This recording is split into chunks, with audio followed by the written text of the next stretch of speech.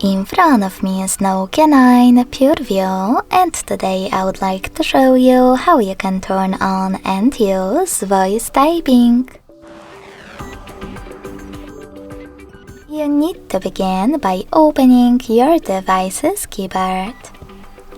Then, if microphone icon is not visible at the top right corner of it, select this gear between 3 dots and clipboard. Over here, tap on voice typing and click on this gray sweater next to use voice typing in order to activate it. When you finished, just go back to your keyboard. Now click on the now visible microphone icon.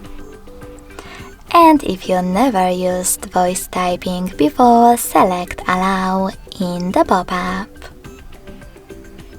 Then click on the same icon again. Finally, you can start typing. If you wish to stop, tap on the same icon one more time. Thanks so much for watching. If you enjoyed this video, don't forget to leave a like, comment and subscribe.